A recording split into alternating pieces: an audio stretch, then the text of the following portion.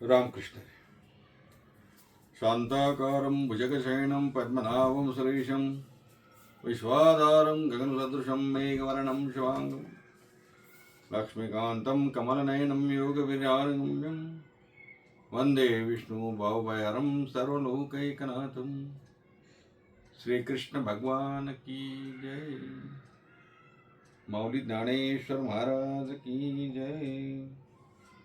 जगद्गुरु तुकाराम महाराज की जय. शांती ब्रह्म श्री संत एकनाथ महाराज की जय.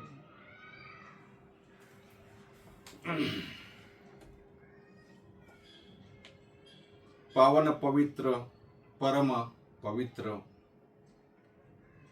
नाव जरी मलमास असलं तरी अत्यंत पावन असलेला असा हा पुरुषोत्तम मास, अधिक मास. आणि अधिक मासामध्ये अधिक मासाचं महात्म्य सांगणाऱ्या कथा आपण बघतो आहोत. अधिक मास महात्म्याच्या कथा सुद्धा ऐकल्याने महाराज उद्धार होतं, आपल्या पदरी पुण्य प्राप्त होतं, असा शास्त्र संकेत आहे, असा पुराणाचा संकेत आहे. तेव्हा निमिषारण्यामध्ये सूत पुराणे इतर ऋषींच्या विनंतीवरून अधिक मासाचं महत्व सांगतात. आणि सूत पुराणिक सूत ऋषी इतर ऋषींना सांगतात की बाबांनो, भगवान नारायणानं जे लक्ष्मीला अधिक मासाचं महत्व सांगितलंय तेच महत्व मी तुमच्या समोर या ठिकाणी उघड करतो. 18 अध्याय झालेत आणि मग 19व्या अध्यायामध्ये भगवान नारायण लक्ष्मीला सांगतात, लक्ष्मी, आजपर्यंत मी तुला अधिक मासातील अनेक व्रत सांगितली. स्नान, दान, तप, जप याचं महत्व सांगितलं. आणि या अधिक मासभर केलेल्या पुण्यातलं 1 दिवसाचं पुण्य, अंशत पुण्य, त्यातलं पुण्याचा काही अंश जरी दुसऱ्याला आपण दिला, त्याचा संकल्प केला तर त्याचा सुद्धा उद्धार होऊ शकतो. असं अधिक मासातील कर्माचं फळ आहे. असं अधिक मासातील केलेल्या धार्मिक कृत्याचं फळ असल्याचं भगवान नारायण महालक्ष्मीला सांगतात. लक्ष्मी माता म्हणते, भगवंता, आपण ज्या कथा मला सांगताय ना त्या खूप प्रेरक आहेत. मला आणखी या कथा ऐकायच्या आहेत. भगवान म्हणाले, लक्ष्मी, सांगतो ना, तुला विप्रदासाची कथा सांगतो. विप्रदास नावाचा ब्राह्मण दक्षिण भागामध्ये गोकर्ण पर्वताजवळ शिवकांची या गावामध्ये विप्रदास नावाचा ब्राह्मण राहत होता. विप्रदास आणि त्याची पत्नी दोघेही गरीब होते महाराज. आणि विद्वान पंडिताकडे काहीतरी सेवा करून, त्यांची चाकरी करून आपला उदरनिर्वाह चालवायचे. जिथे राहत होते, ज्या नगरीमध्ये राहत होते ना, तिथली गोकर्णगिरी म्हणजे गोकर्ण पर्वत हा शिवपार्वती बरेचदा तिथे जायचे. त्यांच्यासाठी सुद्धा शिवपार्वती सुद्धा तिथे यायची बरेचदा. म्हणजे शिवपार्वतीचं सुद्धा आवडतं ठिकाण गोकर्णगिरी होतं. आणि तिथे हा विप्रदास नावाचा ब्राह्मण आपल्या पत्नीसह एका विद्वानाच्या घरी चाकरी करत होता. एके दिवशी या विप्रदासाने आणि त्याच्या बायकोनी बघितलं, अधिक मासामध्ये लोक अनेक प्रकारची विधी करतात, सहस्त्र ब्राह्मण भोजन करतात, भागवत कथा लावतात, मोठमोठे सप्ताह भरवतात, मोठमोठं अन्नदान करतात, वस्त्रदान करतात, भूदान करतात, सुवर्णदान करतात, नाही का, जप करतात, तप करतात, सर्वच करतात. आपण अधिक मासामध्ये काय करावं? बायको म्हणते, हो, आपण काय करणार बरं? आपल्याजवळ काही पैसे नाही, धन नाही, सामुग्री नाही, काय करावं आपण? आपल्याला कसं पुण्य प्राप्त होईल? विप्रदासाने सांगितलं, अगं, धन नको, धान्य नको, काही नको, आपण एक तर करू शकतो ना. सकाळी उठून आपण रोज स्नानाला जाऊ आणि प्रातःकाळी गंगेचं स्नान करू. महिनाभर हेच व्रत आपण करू. ठरलं. दोघही नवरा बायको, अरे याला पैसे लागत नाही ना, दोघही नवरा बायको रोज अधिक मासामध्ये स्नान करायला नदीवरती जायची. गोकर्णगिरीकडून मधून वाहणारी गोकर्ण गंगा आणि या गोकर्णा गंगेचं म्हणजे गोकर्ण नदीचं स्नान रोज यांना घडलं महाराज. उद्यापनाच्या दिवशी दोघही उभयता आंघोळीला गेले. आंघोळ करून वापस येतात की काय तोच मध्ये तीर्थ स्नान करून आल्यानंतर भूत प्रेतांचा गराडा त्यांच्या मोठी समोर जसं की मोर्चा येतो की काय 700 भूत आणि प्रेत यांच्या रस्त्यात उभे राहिले आणि विप्रदासाच्या आणि त्याच्या बायकोच्या भूती पिंगा घालत बसले. किती? 700 भूत. अशी कथा आली आहे. बायको घाबरली, साहजिक आहे. विप्रदास मात्र घाबरला आणि त्याने विचारलं, कोण रे तुम्ही? काय इथे मला गराडा घालताय, माझ्या भोवती पिंगा घालताय, कोण तुम्ही? त्यांनी सांगितलं, त्या भूताच्या नायकाला म्हणजे भूताच्या मोरक्याला म्हणजे त्याच्या मुकर्दमाला, त्याच्या सुपरवायझरला, त्याच्या मॅनेजरला कोण असेल तो.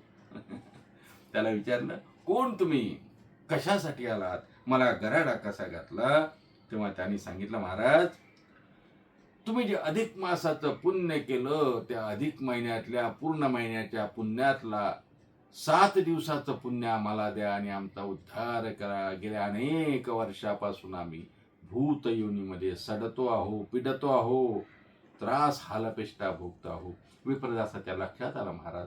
काही विचार न करता विप्रदासाने हातावरती पाणी घेतलं आणि 7 दिवसाचं पुण्य त्या 700 भूतांना अर्पण म्हणजे त्यांच्या प्रती सोडलं. आणि काय महिमा काय महाराज, गंगा स्नानाच्या नदी स्नानाचा महिमा काय, त्या 7 दिवसाच्या पुण्यानं 700 भूतांचा उद्धार झाला. अशी ही कथा या अध्यायामध्ये 19व्या अध्यायामध्ये आली. नारायण म्हणतात, लक्ष्मी अधिक मासातील स्नानव्रताच्या पुण्याच्या अंशदानाचं महत्व एवढं आहे की त्यांनी 700 भूतांचा उद्धार केला. अशा अनेक कथा इथे आहे. आणखी तुला एक कथा पुढच्या अध्यायामध्ये सांगतो. तेव्हा 19वा अध्याय, नारायणाने 19वा अध्याय इथे थांबवला आणि पुढच्या अध्यायामध्ये पुन्हा एक सोमशर्मा नावाची ब्राह्मणाची कथा सांगितली. एकदा आपण मध्ये भजन करू आणि मग पुन्हा सोमशर्माची कथा बघू. श्रीकृष्ण गोविंद हरे मुरारी हे नाथ नारायण वासुदेव, हे नाथ नारायण वासुदेव, हे नाथ नारायण वासुदेव.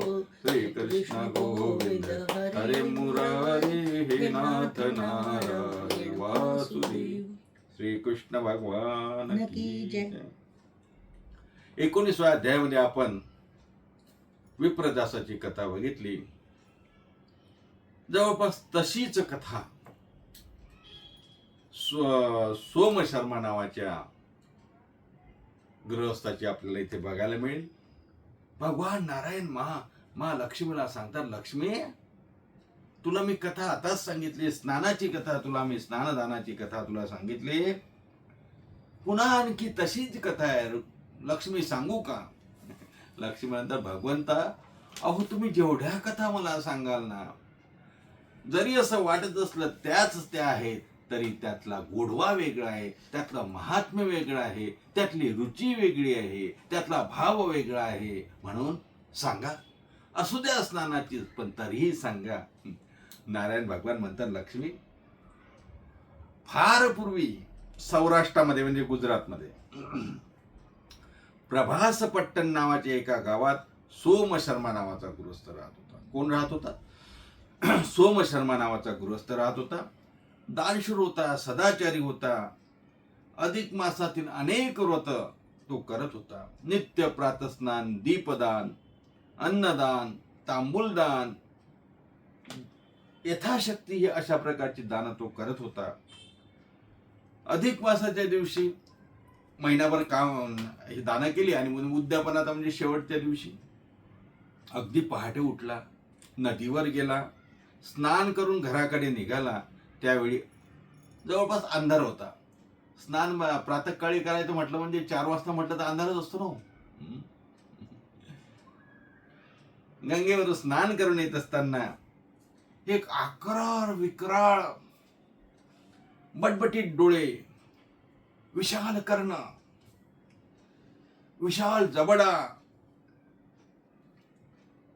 आकरार विक्राळ रूप, लोंबलेले केस, वाढलेले नख, असा एक महाकायसा राक्षस या सोमशर्माच्या वाटेत उभा होता. सोमशर्मा दचकला आणि त्याने त्याला विचारलं, का रे बाबा, कोण रे तू आणि माझ्या वाटेत असा आडवा का आला? त्यावर तो राक्षस गंभीर होऊन असा म्हणतो, अरे पुण्यवान माणसा, अरे भाग्यवान माणसा, अरे भाग्यवान गृहस्था, मी गेल्या अनेक वर्षापासून या राक्षस योनीमध्ये फिरतो आहो, पण आता माझ्या उद्धाराची वेळ आली, पण ती तुझ्यावर अवलंबून आहे. तू जर माझ्यावर कृपा केली, तू जर माझ्यावर दया केली, तू जर माझ्यावर करुणा केली, तर आणि तरच माझा उद्धार होऊ शकतो. अरे पण तुला कशाला उद्धार हवा? तू आहे ना या राक्षस योनीत. त्यांनी सांगितलं, अहो मला राक्षस योनीत राहून बरेच दिवस झाले. पुन्हा गंभीर आवाज करून म्हणतो, महाराज एक सांगू का? अहो मी या राक्षस योनीत का आलो म्हणून तुम्हाला सांगू.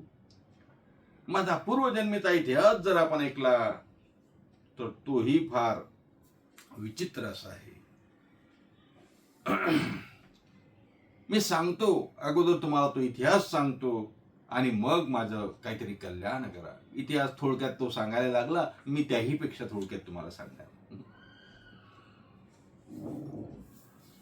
समोर उभा असलेला तो आकार विक्राळ राक्षस मनुष्य आवाजामध्ये सांगतो, महाराज, अरे अहो मी मागच्या जन्मामध्ये सावकार होतो, धनवान होतो, वैभवाने नांदत होतो, कशाची वाण नव्हती. एक दिवस एक गृहस्थ माझ्याकडे आला आणि तो म्हणाला, मला काशीला जायचं आहे. आणि त्या काळी असे विमानं, गाड्या, रेल्वे असं काही नव्हतं महाराज. पायी जायचं, पायी यायचं. तोवढं मला काशीला जायचं. मी 12 वर्षानंतर वापस येईल. तेव्हा माझ्याकडचं हे धन, दौलत, सोनं, नाणं, रुपये आदला तुमच्याकडे ठेवा. कारण घरी कसा ठेवू? घरी कोणी नाही ना. तुमच्याकडे ठेवा, आल्यानंतर द्या. तो काशीला गेला, 12 वर्षानंतर वापस आला. माझ्याकडे माझं सोनं, नाणं, पैसे आदला सर्व वापस द्या म्हणून मागायला आला. मी सांगितलं, कोण तू? कुठले पैसे? काय पुरावा? कुणाजवळ दिले? असं म्हटलं आणि त्याला उचकवून लावलं. 100 तोळे सोनं होतं म्हणतात. 100 तोळ्याचे सोने 10,000 रुपये त्या काळात त्याने ठेवले होते. यांनी 1 रुपयाही परत केला नाही आणि 1 ग्रॅम सोनंही दिलं नाही आणि सांगितलं, माझ्याकडे काहीच नव्हतं. तो विनवणी करू लागला की हो माझा वापस द्या, त्याचा मोबदला मी तुम्हाला देतो ना, जसं लॉकरचं भाडं आपण बँकेत देतो तसं. पण हा बोलला, नाही नाही, माझ्याजवळ काहीच नाही महाराज. असं म्हणून त्याला मी वापस पाठवलं. तो तरी बिचारा काय करणार, त्याच्याकडे काय पुरावा आहे. शेवटी तो वापस गेला. मनातून दुखला असेल, मनातून शाप दिला असेल. महाराज म्हणतात, त्याच्या शापामुळे आणि मी असं पाप कृत्य केल्यामुळं, त्याचे पैसे डुबवल्यामुळे, त्याचं सोनं डुबवल्यामुळे, बुडवल्यामुळे मला नंतर यमयातना सहन कराव्या लागल्या आणि त्यानंतर मला या भूत योनीमध्ये, राक्षस योनीमध्ये जन्म घ्यावा लागला. राक्षसाचा इतिहास ऐकला सोमशर्माने आणि सोमशर्माला दया आली. खरं आहे, चूक झाली याची, पण आपण तरी काय करावं. म्हणे काही नाही, काही अंशी पुण्य जरी याला दिलं तर याचा उद्धार होईल. पण मग राक्षस भयंकर पाप आहे ना, याचं खूप पाप आहे. सोमशर्माने हातामध्ये पाणी घेतलं आणि संकल्प केला की माझ्या अधिक मासातील स्नानाचं जे पुण्य आहे, त्या 7 दिवसाचं पुण्य मी याला अर्पण करतो, याचा उद्धार हो. असं म्हटल्या महाराज या 7 दिवसाच्या पुण्याईच्या संकल्पाचं पाणी याच्या अंगावरती पडलं, त्या राक्षसाच्या अंगावरती पडलं राक्षसाला दिव्य स्वरूप प्राप्त झालं आणि तो स्वर्गाला गेला. अशी ही कथा भगवान नारायण लक्ष्मी मातेला सांगतात. लक्ष्मी, अधिक मासामधील प्रत्येक कर्माचं फळ पुण्य कितीतरी पटीने असते, नाही का? स्नानाचं फळ कितीतरी पटीने, दानाचं फळ कितीतरी पटीने, व्रताचं फळ कितीतरी पटीने. आणि म्हणून सोप्यात सोपं स्नानाचं फळ या दोन्ही अध्यायामध्ये सांगितलं. अधिक मासामध्ये आता बरेच दिवस होऊन गेले बघा अधिक महिन्याचे. मला वाटतं पौर्णिमा होऊन गेली आपली, आता चतुर्थी पंचमी आलेली आहे. 8-10 दिवसच आहेत. ज्यांनी अधिक मासामध्ये काहीही केलं नसेल त्यांना अजूनही वाव आहे. अधिक महिना 3 वर्ष येत नसतो. त्याच्यामुळे शक्य होईल तेवढं धार्मिक कार्य करावं उरलेल्या दिवसामध्ये. आजपासून केलं तरी चालेल. काय दान करताला दान करावं, गोरक्षणासाठी काही द्यावं, ब्राह्मण दक्षिणा द्यावी, वैष्णवांचं पूजन करावं, वस्त्रदान करावं, अन्नदान करावं, नाही का? गरजवंताला मदत करावी. कारण एरवी होणाऱ्या पुण्यापेक्षा कितीतरी पटीने त्या पुण्याचं फळ आपल्याला प्राप्त होत असते. असो, तुर्तासा जिथेच थांबूया. पुन्हा भेटूया पुढच्या भागामध्ये, म्हणजे अध्याय क्रमांक 21 मध्ये, उद्याच्या भागामध्ये. तोपर्यंत सर्वांना रामकृष्ण हरी. एकदा भगवान विष्णूचं भजन. श्रीकृष्ण गोविंद हरे मुरारी, हे नाथ नारायण वासुदेव. श्रीकृष्ण गोविंद हरे मुरारी, हे नाथ नारायण वासुदेव. हे नाथ नारायण वासुदेव, हे नाथ नारायण वासुदेव, हे नाथ नारायण वासुदेव, हे नाथ नारायण वासुदेव. श्री कृष्ण गोविंद हरे मुरारी, हे नाथ नारायण वासुदेव. श्री कृष्ण गोविंद हरे मुरारी, हे नाथ नारायण वासुदेव. कुंडलिक वरदे विठ्ठल श्री ज्ञानदेव तुकाराम दत्तात्रय जनार्दन श्री एकनाथ माऊली ज्ञानेश्वर महाराज की जय. जगद्गुरु तुकाराम महाराज की जय. शांति ब्रह्म श्री संत एकनाथ महाराज की जय. श्री कृष्ण भगवान की जय.